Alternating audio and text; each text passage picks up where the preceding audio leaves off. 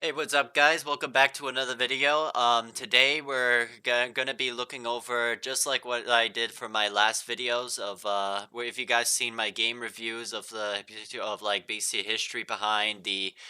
Guts and Black Powder Roblox video here that I've done before. In today's video, we're gonna be doing something also a different game that we're gonna be also taking a look into what the historical time periods are based inspired by in the Amnesia games here, such as Amnesia the Bunker, Amnesia for a machine for the pigs, as well as also Amnesia the Dark Descent and Amnesia Justine and Rebirth. So in today's video, we're going to be going over through these games here, and we're going to be interpreting also what of the games they're basically inspired by, or what they're basically based off, and yeah, so we're gonna be going over this, and for those who don't know what amnesia is, like in like say Amnesia: The Dark Descent, how it goes here, it's basically kind of like a horror and like basically mystery kind of game here, where you basically go out and investigate and like basically find mysteries, clues, or instructions, and basically try to survive here. And you always want to like basically stay on the light, because if you're in darkness, or if you see like a monster that's coming after you, then you will start to like basically hallucinate here. And so you always got to basically keep on the light, because it would make you go a lot safer here. But at the other games, they have different mechanics, and they have different like storylines and mechanics, character sets, and all that kind of stuff here. So in today's video, we're going to be starting over to with Amnesia the Bunker here, which is basically even though some of the games there are fictional, though they do have like basically inspired by like some real people, and I think also some more likely just some real historical events here. So in today's video, we're going to be starting off with Amnesia the Bunker. But before we get into this video, if you guys haven't yet, please be sure to hit the like button, subscribe to my channel if you're new, don't forget to comment, and turn on the bell notifications, that way you get notified by every video that I be posting in the channel. And yeah, so, and comment down below what kind of video next historical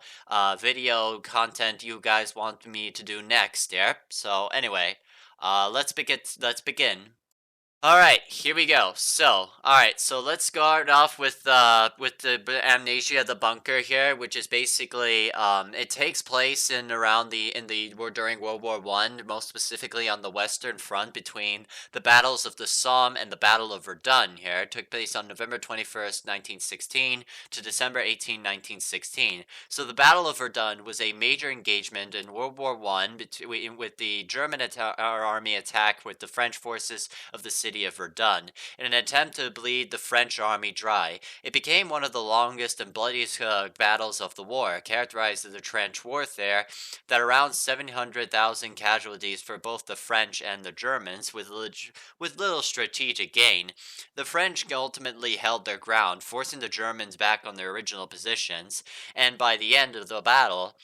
German General Erich von Falkenhayn initiated the attack of the strategy of attrition, choosing the Verdun as a strategic point to crush the French before the Allies gained their strength through the full deployment of the British forces. The battle was fought in horrific conditions, with soldiers experiencing tense bombardment, brutal close quarters fighting, and the landscape was devastated, making it difficult to move and fight, and modern weapons like flamethrowers and poison gas were also used. And in a significant strategic victory for the French, and they successfully defeated the Verdun and pushed the Germans' forces back. And however, in the immense human costs to both sides, they were devastating and inclusive battles in the border scenes, and with the front lines changing little by the end. Okay, and I've also added two videos here. So like, there's a Lego version of the Battle of Verdun, and there's another where it's by the armchair historian, where they shall not pass. If you guys want to see these videos here, then the links are in the description down below. But yeah, so basically, for character Eric, in other words, like Eric Falkenhayn basically thought that for Verdun would be a strategic point there, and to Verdun to crush the French before the Allies gained a lot of like supplies and ammunition and all that stuff, and uh, and they were basically like the Battle of Verdun and as well as also the Third Somme were basically kind of like a stalemate here, and even though the Verdun had was the one it was one of the most brutal and it was also like one of the longest battles between the French and the Germans here, with resulting 700,000 casualties on both sides, only little strategic gains here, and and that's where then they basically call hell, and then like later on, like the British had then like they needed support and like reinforcement for the French, and where there was a massive like gunfights and also bombardment and artillery, and as well as also that the British then like strategic gain on the other battle known as the Battle of the Somme, which we'll get to later, and and also they had launched gunfire, machine guns, and also bombardment. But also it was also this was also the time of also gas warfare, where the Germans launched mustard and chlora and also gas, where they basically devastated all of the armies of the British and the French before they wore later on the gas masks to survive the gas attacks, and yeah, and then and they also basically have like we're in like later in the bunker that we get to, like the soldiers' quarters, arsenal, and and there are excavation sites and all that stuff to go apply weapons and training discipline, and go through trenches into to other trenches until they gain little ground to kilometers of land here with from the Germans. All right. The air. Let me let me just keep going. All right, so the Battle of the Somme here, where we're next, from July 1st to November 18th, 1916. The Battle of the Somme was also part of World War One and took place on July to September 1916. A costly Allied offensive against the Germany that bombarded over 1 million casualties and is considered one of the bloodiest battles in history. Fought on the Western Front, it was intended to relieve the pressure of the French at Verdun, but the initial British attack on July 1st resulted nearly 60,000 casualties in a single day that achieved little gain. The battle became a symbol of futility for trench warfare, with 5 months of fighting leading to minimum territorial advances despite the staggering human cost. The battle resulted in a very little territorial gain for the Allies, and it is widely seen as a futile and costly stalemate that highlighted the brutal nature of trench warfare. The Battle of the Somme resulted over 1 million casualties, with the total number of dead estimated in approximately 420,000 Allied soldiers and 200,000 and 600,000 German soldiers for the first day of the battle, and for July 1st, 1916 was the bloodiest single day in the British military history, with over 19,000 soldiers killed. So, and this was also basically the time of the Battle of the Somme, where the British made like basically their first landmark like technology known as what we later called tanks, and where they were basically effective to use, like basically on like mostly on to get through like German barbed wires and trenches, and it was more like muddy and bloodier and conditions for the both sides, and like for the British, where it's like they didn't have food or water or shelter, and they always had to stay up all night and wait out and look for the Germans until till they gave it basically a better shot here, and they had to get lines and to get to stay on lower grounds here, and then the German machine gun fires would then attack. It would result in many of casualties, and they would keep fighting or give up until they give up. They roll over to the German trenches, and and then later on, where they had like they also have their ammunition and gunpowder, and like also that they and also they continue fighting into the bombardments and trenches and machine gun the bayonets, and also officers that give them the orders and to charges, and and all the and as well as like a machine gun fires, and also that the German the Zeppelins had also been launching also basically attacks as well here, and As well as also that the French then later on was allied with the British, and they gained a little fight and was basically a stalemate that I mentioned, and they would later also like basically get more advanced and more technology that was throughout the battlefield. Okay. All right, let's talk about trench warfare. The trench warfare was a type of combat during World War One where drug dug fast systems and trenches or defenses were creating on the Western Front. The method was a response to powerful weaponry like machine guns, for example, and artillery, which were open field charges deadly. Soldiers would live in brutal conditions, suffering from like also diseases, exposure, constant danger, and often launching assaults across no man's land between the enemy trenches. Defensive system trenches were complex systems with multiple lines, including the front lines, support, reserve trenches to provide layered defense, and were often linked by the communication trenches. Life in the trenches, they were horrific. Rampant diseases and like foot, dysentery, and chloria were abundance of rats, flies, and lice, and they were faced unsanitary conditions and constant bombardment. And no man's land, the area between opposing trenches was known as no man's land, a deadly and often bombed out landscape that soldiers had to cross to attack. All right. So let's now talk about like the bunker, which is where the amnesia, the bunker is supposed to be basically is all about here and where it takes place. So the bunkers that were used in World War One trench warfare, particularly to the Germans, to provide a deep protected shelter from artillery, and to these structures often built from reinforcement concrete, served as a command centers, storage for supplies, and living quarters. Into these larger bunkers, soldiers used smaller, less fortified shelters called dugouts to protect themselves from a element of enemy fire. And defense, the bunkers provided a strong defense position, especially for the German forces that were often on the defensive.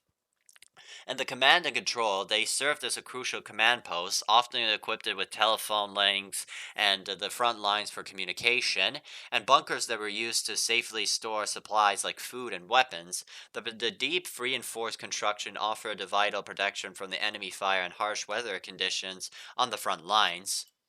And then we have like maintenance room, which is one of the maps where you from the Amnesia bunker game, where the trench systems in World War One did include underground bunkers that were command centers, storage for supplies, and living conditions. And the bunkers were essential for command, logistics, and protection. And the term bunker was used by the Germans that was derived from these structures, and the British and French often referred to them as dugouts, especially for the smaller individual shelters dug into the trench walls and immediate protection from the elements and shelling. Structural variations of trenches that were variety of shelters from the simple holes in the side of trench, more complex, reinforced structures further behind the front line, larger, more permanent concrete bunkers were also built on the both sides of Western Front,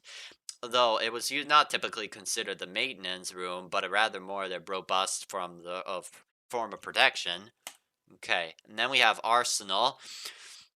The trench warfare were equipped with arsenals, with weapons, ammunition, explosives. They also served as a command centers of shelters for troops, and they were fortified, were strategically built for on the trench lines and to house and to weaponry from artillery and rifle fire. Many bunkers from World War One were used from strong weapons and ammunition, and they still exist today as a remnants of trench warfare. These bunkers were called dugouts and shelters, like we mentioned, and served various purposes, including housing artillery, storing supplies, and providing protection from shelling and air raids. The tunnel and Tavis in Verdun is an example of a bunker that housed troops and stores for ammunition during the war, while the German bunkers in Spincord forests were used as command centers and included rail connections for resupply. And then we have the soldiers' quarters. The real soldier quarters existed in the bunkers in World War One, although they were significantly from crude, basic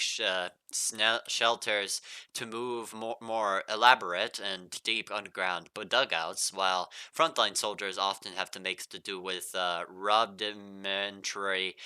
shelters carved into the trench walls. German soldiers had often accessed more advanced concrete reinforced bunkers later in the war. Standardized materials and like corrugated iron and timber were also used to build more consistent dugouts for sleeping and protection. And then if you guys were wondering, basically, is there like a prison just like in the Amnesia the bunker? So the real answer is no. There is no evidence that suggests that there is a real bunkers in the trench warfare in World War I. Although there were many POW camps that were with huts and guard houses where prisoners that were held. The term bunker is more commonly associated with the large concrete structures used in World War II, like the blockhouse De Replekias. However, the World War I trench systems did have their own makeshift forms of holding areas and guardhouses for prisoners of war. All right, so if you guys were wondering, no, and also there were no like basically Roman tunnels here because this was basically more common from the game that comes from Amnesia the Bunker, which uses Roman tunnels to refer to ancient underground structures that the French military dug into the war. The World War I era trenches, bunkers, and tunnels were modern military constructions, but were sometimes built near into existing ancient sites. And there were the early bunkers that used Roman style arc designs for structural support. But seriously, but like, there were no like actual like Roman tunnels or like the where you fight. And there was also no like there was no monster or anything that you basically feared or being hunted by like we do in like from Amnesia, the bunker from the game. Alright, and then we have the and there was also the wait. All right, now we're gonna go to the historical inaccuracies here. So the historical inaccuracies in Asia, the bunker included the setting and the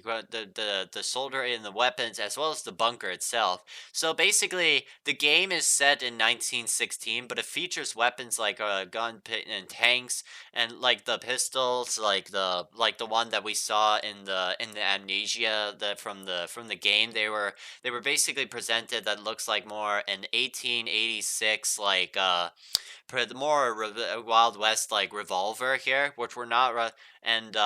also like a more like modern pistol than that, like but which were not later were introduced later in World War I. The bunker's design and complexity are also unrealistic for its own creator origin, and which is intended to be a French bunker. The timing and tough technology. So, like it was said in 1916, but it includes technology that was not developed or widely adopted until 1918, like guns, tanks, or like weapons, or I guess like steel caps, or like artillery. Which was later such as and like shotguns, for example, here that we also get to later see in one of the other tunnels in the game, which were and earlier tanks there, which were not presented until 1918. And also the weaponry, like shotguns, and they were basically specifically like they were used like more what appears to be like U.S. specific trench cleaning weapons in 1918, which is also anachronistic for French bunkers in 1916.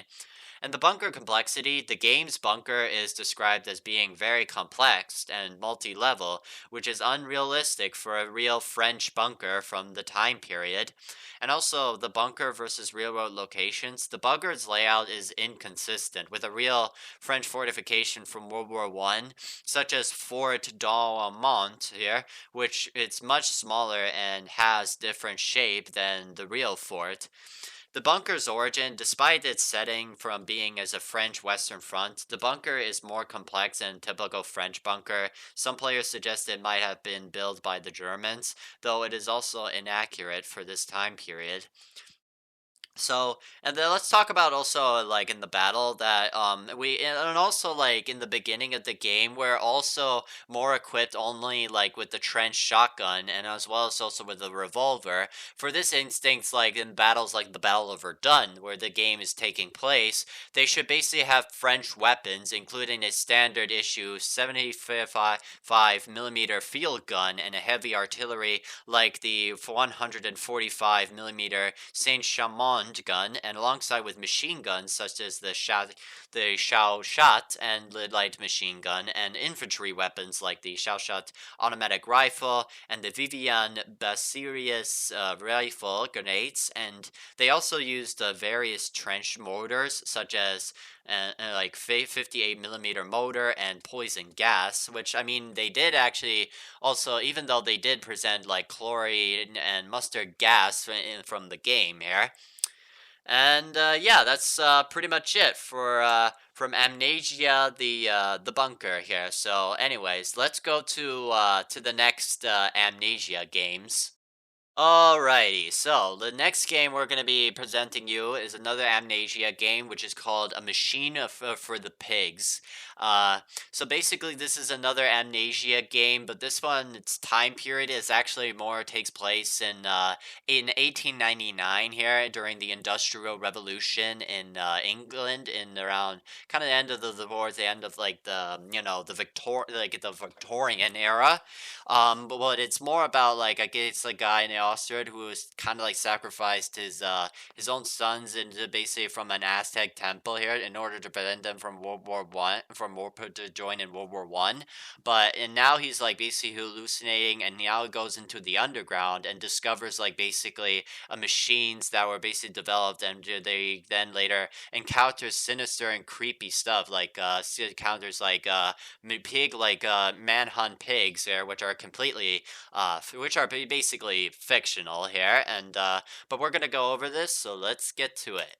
All right, so the Amnesia Big A Machine for the Pigs is let's first off, it's a fictional story, and it's not has any historical content or any basis, but however, it does have like a historical time period, which is takes place in 1899, and it incorporates that are inaccurate or fantastical, such as the existence of a remnant or like pig human hybrid creatures called pigs and the colossals and also the dimensional machines beneath in the industrial London. While it draws inspiration of the historical horrors, it's the specific details of Oswald Mandus' backstory, which is also the main character's backstory in the game, and also the function of the machine and the existence of man pigs are fictional, and the game set is set in December 31st in 1899 in London. This historical setting is used as a frame to the game's supernatural events, not to accurately represent that time period. The primary inaccuracies come from the machine itself and its purposes, and instead of just a factory, and the machine is presented as a vast interdimensional entity capable of human sacrifice, which is also fictional, as well as also time machines and time traveling and all that stuff is basically also fictional. And the man pigs that I mentioned here are also basically fictional creatures presented in the game. And the game also elements do not align with like any historical context, such as the fantastical temple in the final level here, that presents like kind of similar to like an Aztec temple, and as well as also like the machinery and advanced machines would be also kind of like some of which kind of would be impossible that it could be presented like we do kind of see in the game. All right, so now let's talk about the Industrial Revolution, which is kind of like where the game's time period is kind of inspired by. But the Industrial Revolution was prone to shift to the production of a machine manufacturing and promoting agrarian societies like in agriculture, and to industrial ones that were new technologies like steam engines and the spinning jenny, and and also the factory systems and of mass urbanization, new social classes, and a massive economic production with the also pollution of harsh working conditions and laying down the groundwork for modern industrialized nations. The mechanization, like inventors such as James Hargreaves, the spinning jenny of 1764, and the James Watt steam engine revolutionized textile and power generation, enabling the mass production here, and to the factory system of the production moved to from the homes and centralized factories, increasing the output of the creating a new labor demands. Urbanization, people were migrated to rural areas of cities for factory jobs, and leading to the rapid city growth and to the overcrowding of the new social structures. Transportation, the development of railroads and steamships facilitated trade and the movement of goods connecting regions. And why England, for example, is like basically it's more abundant to coal and iron ore, like fuel and materials, and the pioneering of engineers and the culture of innovation, and the favorable conditions like stable government, strong trade networks, and legal protections for inventors. But it's not only like basically, like it's not only in England, but it was also spread around the world here, like in Europe or in like into the it's in North American British colonies here, like providing on agriculture, industry, and technology advancement, as well as also the production of steam working from the factories, and as well, and and also like basically James Watt of like basically of like creation of like the locomotives and the coal productions, and as also like basically as well as also many others like basically where it's also kind of creation of basically of science such as like the inventions of Charles Darwin's, but also like from mathematics as well as some history and also philosophy, and but it was also counteracted with the this movement from industrialization known as romanticism, such as like basically the romanticism like that mostly focuses more about human emotion and feelings, and also mostly focuses on like art and as well as music and all and pretty much also literature, like the works of Goethe or like Franz Liszt or basically like that, or William Turner or something or anything like that, and including all that stuff. But it also basically argues like, and as well as also William Burke's also of his book called London, where he also basically and describes London's like basically rapid and technological advancements and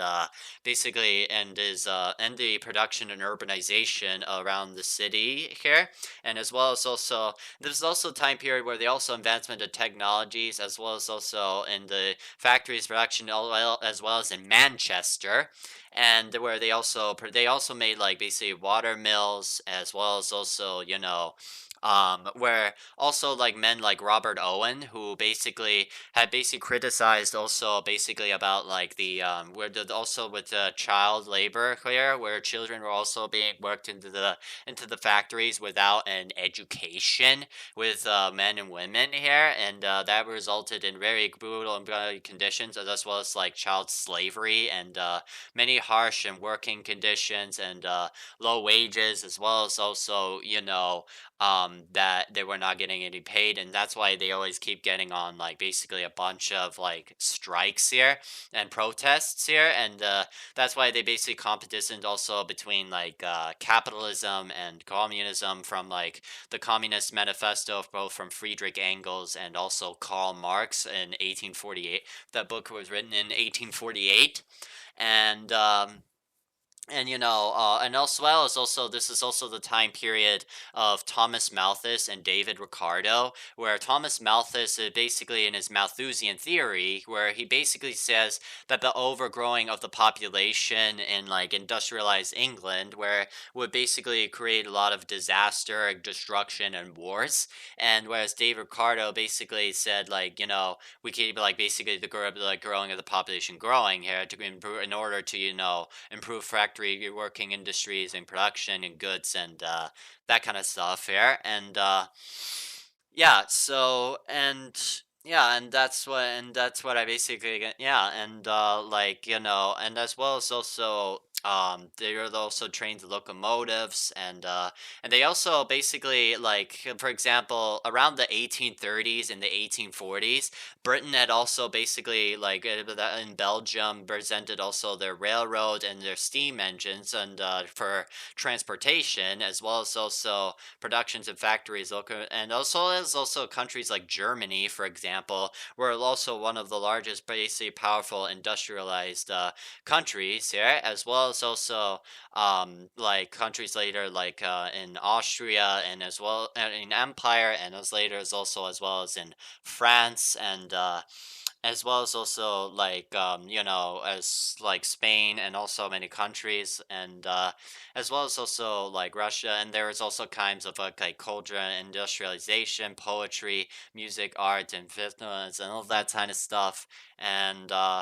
where they also basically present working on factories dimensions with seeming jennies for coal mining industries and completing of factories and working conditions and as well as music and art like yeah and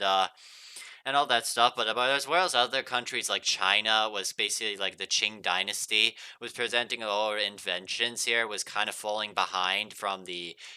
from the industry here. But later countries like China and India kind of basically got a little trying to basically later on gets a little bit of a little bit of catch up later on here. All right, and now let's talk about the Aztec pyramids here, which the game was basically presented from the end of the game, where the history of the Aztec temple was the current centers of the Templo Mayor and Teotihuacan in the twin pyramid honoring the god of war god Tlaloc, and the rain god Tlaloc, and serving as the religious and the heart of the empire. But rebuilt seven times as the empire grew, and the grand step of the pyramid of the rituals and sacrifices and the destruction of Spanish rediscovery in modern Mexico and the key archaeological sites here. So there were also pyramids, not just Teotihuacan, but there was also like, will you remember, some of you guys remember in some of my last videos where I did a video about the video of like the Mayan civilization, where there was also the Pyramid of the Sun and the Pyramid of the Moon. And then its founding was taking place back in 1325, a simple structure upon the founding of Teotihuacan dedicated initially to Huitzilopochtli. Seven phases of successive rulers enlarged the hands of the temple, and casting older versions, enlarging pyramids, and often celebrate coronations or validate power, making it imposing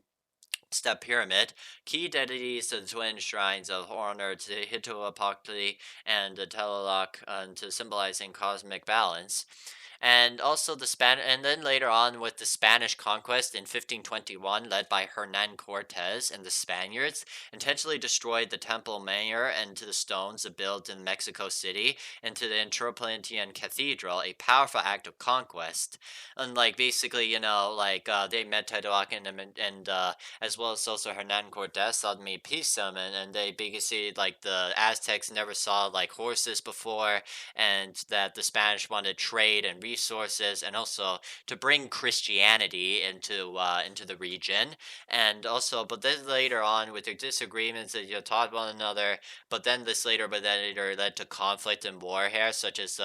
when the Hernan Cortez later conquered Teotihuacan from the Aztecs and won a war until they basically adopted the rights royalty to Spain in 1610, and later on, that they were basically that they also basically relied on trade and resources and that they also basically wanted to expand their empire but there's also basically a mixed race between the Spaniards and like the native Mexicans and Torres like they were until they were basically then later absorbed into the Spanish Empire where They basically made architects and nurturers, and but then also the conquest was also resulted in many diseases, which decimated over millions of the population, thousands of the population of the Mayans and the Aztecs here. And but the modern evacuation, the ruins remained buried beneath the city until a major discovery in 1978 by the archaeologists, and leading to the interests of an ongoing evacuation that revealed the temple's vastness and wealth of artifacts. All right, and now let's go to the Victorian era in England, that which the game also has its time period on. Uh, was a transformative period of Queen Victoria's reign, marked by the height of the British Empire, rapid industrial revolution, massive urban growth and significant change, and profound cultural shifts characterized by new technologies like railroads and telegraph, scientific discoveries like Charles Darwin, I mentioned, and as well as also the spread of social Darwinism and his scientific proof of the evolution of like humans, as well as also the distribution of birds as well. And the Stark class divides the strict morality of the flourishing of the arts and literature, like Charles Dickens and Protus, along with the poverty and hardship. The empire, Britain was ruled as the largest world's largest empire, influencing global politics and trade, like in regions like being like that they were the second during like the scramble of Africa, as well as also like that their initial basic good lucrative trading hubs in British India, as well as into part of the American colonies, as well as established settlements in like also in Australia back in Captain James Cook here in the 1770s here. And so industrialization, they have presented factories, railroad, and new technologies that transformed the economy and daily life, creating a new wealth, but also urban slums. And the social structure, a growing, powerful middle class emerged, emphasizing respectably, domestically, and privacy, while the working class faced harsh conditions. The culture and morality, a strong emphasis on duty and perseverance of a strict moral codes, and the alongside with the intense interest of the science, spirituality, and the occult, and the major developments in science, psychology, and technology challenged the traditions of beliefs, and the golden for writers such as Charles Dickens, both his sisters like and Robert Louis Stevenson, and artists like the Raphaelites. Uh, but it was also basically time also of the where there was also one guy named William Cockrell, who was kind of like an engineer working vector, who was provided also working for the authorities that also World War did working hours and working conditions into around industrialized England. And also in the Victorian era was also basically kind of the time here where they also presented like rest also with transportation that I mentioned, but also like with the Argonauts here, which are basically like these big hot air balloons here, which are basically presented men like such as Mrs. Gardens, as well as James Glacier and Henry Coxwell, which both of these men had worked together and both were together on the on like basically separately with the within a hot air balloon here around industrial London, and were tested out. It was back in the 1820s and the 1830s. But this side of a hot air balloon later then like causes a lot of problems, like a lot of accidents, like such as like when they're basically way too hot into the sky and they're basically losing a lot of oxygen. They were basically getting cold and like later a bit of hypothermia, and they would later also some of the men have to like basically like remove all the supplies from the hot air balloon and try to basically lower themselves down a bit, and as well as also to prevent also the less air to the hot air balloon a bit here, not too much, but and some of them that died, one of them also had one of them committed suicide, like basically tried to like jump out and from the hot air balloon itself from thousand very 10,000 feet high, in fact. And but this is also basically the Victorian era and the 19th century, like the rest of Europe. Also, basically full of like massive balls and parties as well, like masquerade balls as well, like in Britain and France, like Prussia, as well as France, Austria, and later the Russian Empire here. And yeah, so like basically basically in other words, they invest in technology and economy, but they increased its wealth, power, and as well as their transportation, as well as also like basically improving also well as also into their new bank and basically in literature, arts, and science, and also proof a bit on the Victorian era style architecture. And yeah, that's pretty much about it. So yeah, let's go to the next Amnesia game. Alrighty, so the next game we're going to be looking at is Amnesia Rebirth here. So this is actually another different game here, another game here that was also latest alongside with the Amnesia the Bunker. This game is basically takes place of a woman where she was basically kind of pregnant and she had like basically a plane crash into Algeria here. This piece takes place in March of 1937, but by the time here it was basically been for Algeria had been basically still been a French colony here. So we're going to be taking a look over of what the game is basically inspired by and what its historical accuracy. All right. So let's talk about like the game of French colonization in Algeria, which it was basically where the game takes place a bit in the French colony Algeria, which the conquest of French Algeria began in 1830 with the invasion of Algiers that toppled the Regency of Algiers, although Algeria was not fully conquered and pacified until 1903. Until then, it was basically part. Algeria was kind of basically part colony that was basically, and later becomes part of France. And it was estimated that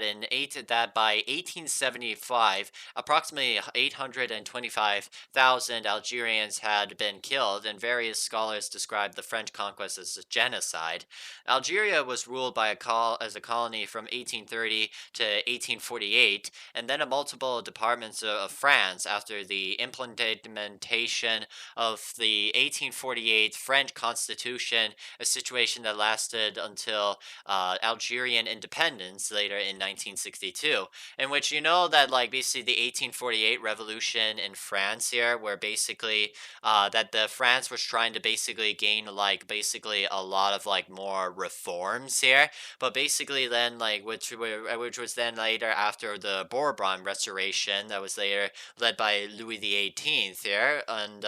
but then like when Charles the 10th had basically took over the throne, he basically wanted like basically gain more reforms, like be more represented in the parliament, but more like absolute monarchy and reforms that didn't fit for the people of France. And they basically he was then later overthrown in the July Revolution here, in which then he was then later that he knew that the conditions happening, and he was then overthrown and by the President revolts here, and until he was then and with his failed reforms here, that he was then later replaced by Louis Philippe here, which he also which Louis Philippe had also tried to basically also make its own reforms, including later into his conquest into the Algeria and later in Africa, French and colonies in Africa here, and try to basically also represent legislation and also with the new French Constitution here, but with the failed reform, but with like basically he tried to basically also improve the economy and to basically industrialization as well, while France was basically on industrialization, but with also like with the people that was making a lot worse, like people uprisings and droughts and everything, and the conditions that everything was getting worse here in France's economy, that Louis Philippe later on like basically decided to resign later on in 1833. And then so after the trip, and also later on, and before he was then taken over then by Napoleon III in 1852, which he then like basically improving the more reforms in France, improving its industrialization, urbanization, wealth and class, and also like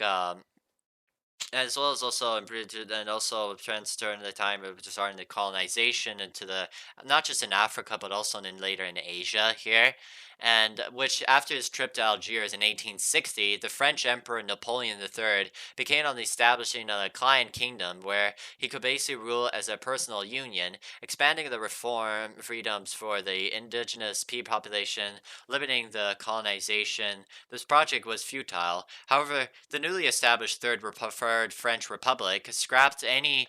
plans for Algeria regional autonomy, even seeking to strengthen its hold by granting citizenship to Algeria's native Jewish population and propagating the Kabul myth that what has been described as examples of divide and rule. And Algeria's economic potential did not appear as justifying expanding more resources to conquer the entire country, but many people in France believe the great riches were found in Algeria's interior. The conquest of Algeria by France began in 1830 and making a significant incursion by North Africa. This action was participated as like the diplomatic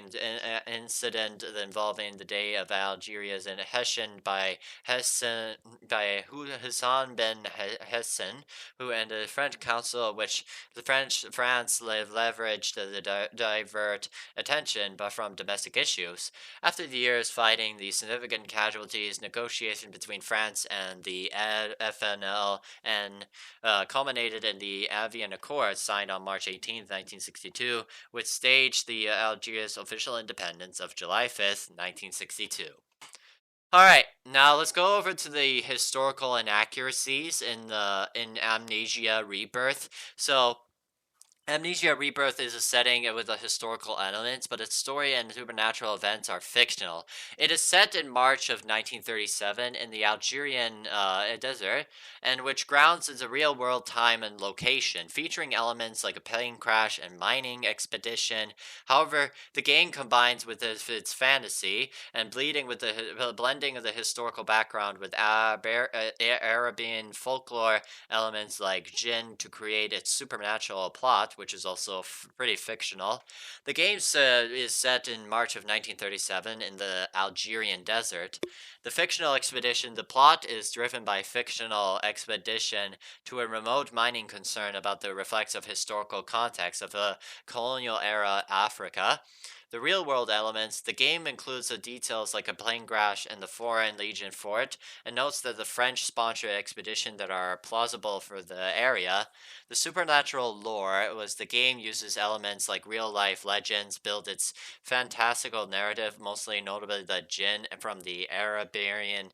mythology. Otherworldly dimensions that core the game's plot, like involve supernatural events, including mysterious amulets and the Tears of Hulls, another world, and where civilization and monstrous beings exist. The fictional history, the game features fictional ancient civilization known as the Gate Builders, who are central to the story but have no historical basis.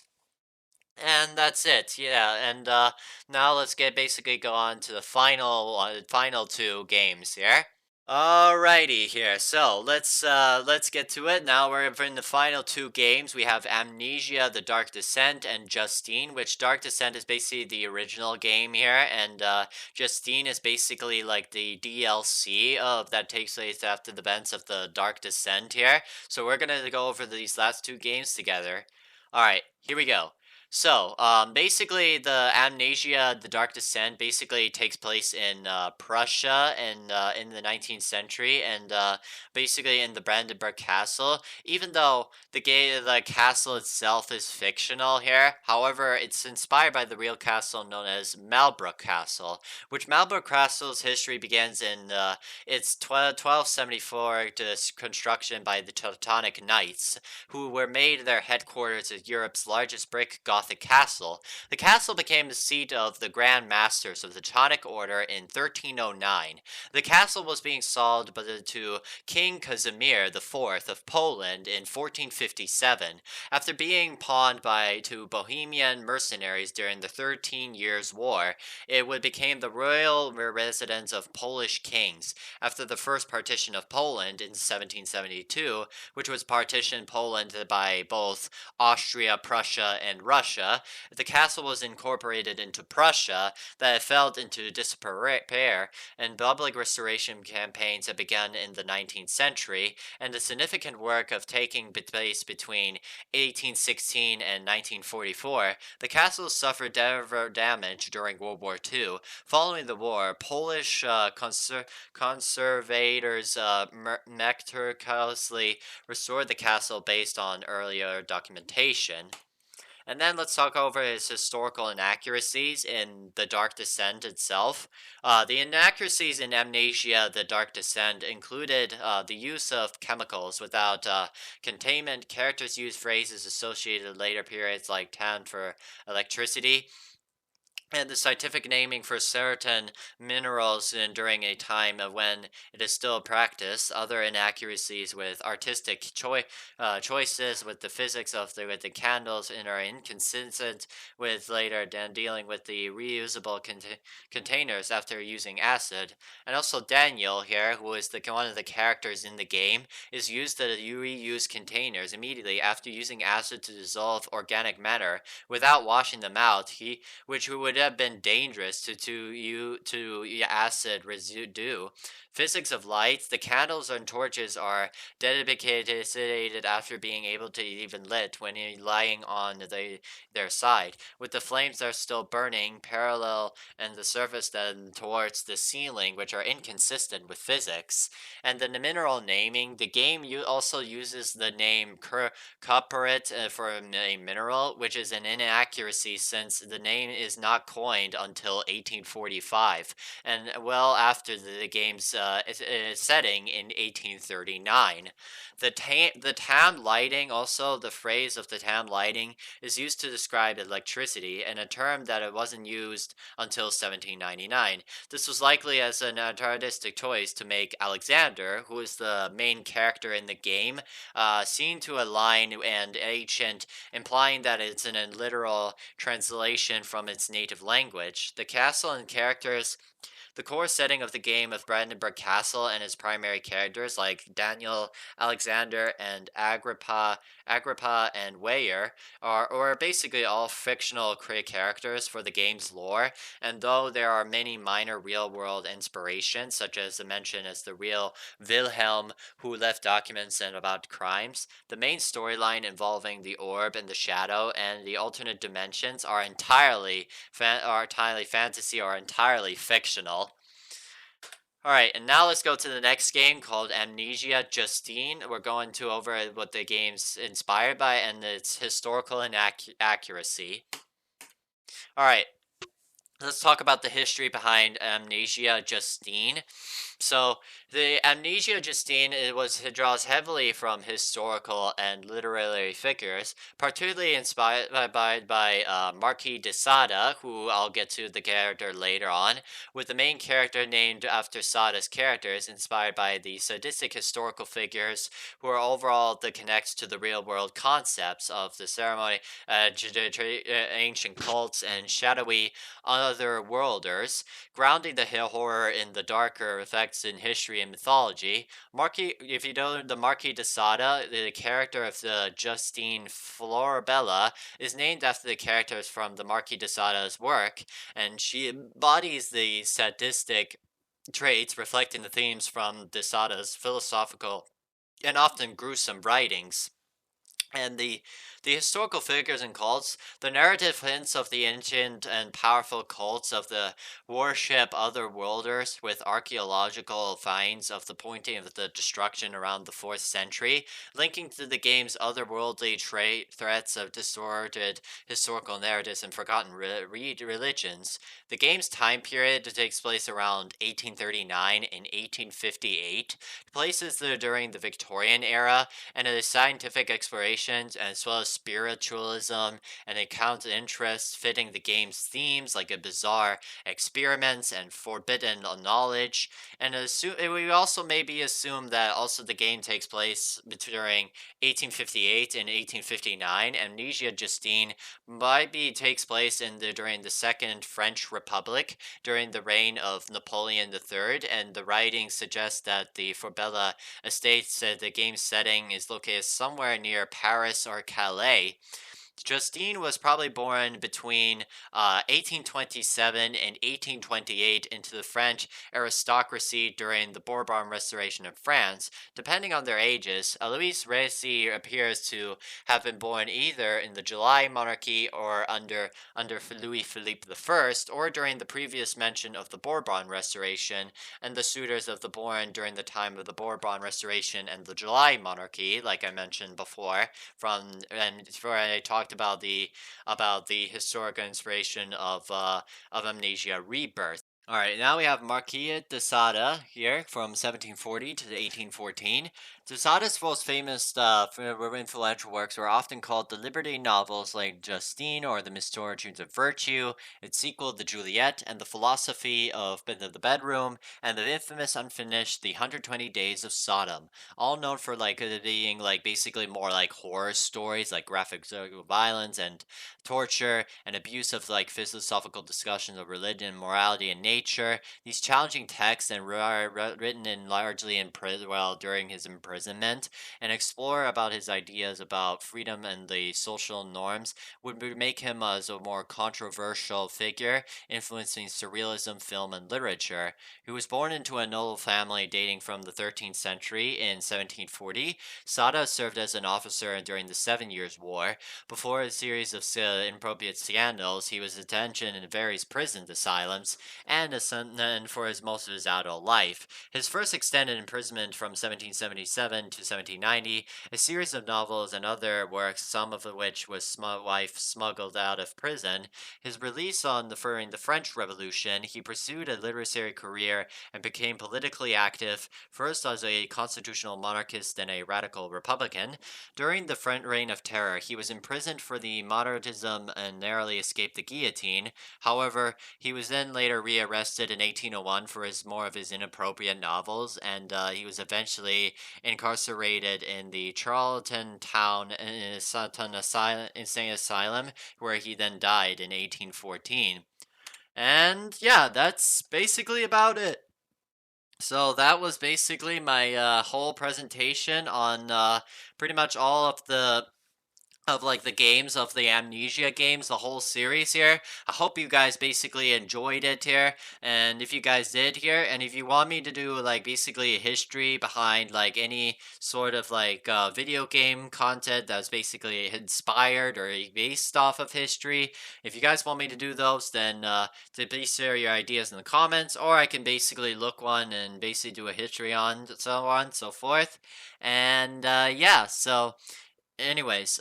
if you guys basically enjoy it, then what are you waiting for? Please be sure to hit the like button, subscribe to my channel if you're new, don't forget to comment, and turn on the bell notifications. That way you get notified by every video that will be posted in the channel. And yeah, so I'll see you guys in my next video. So, Mr. Aaron's out. Peace.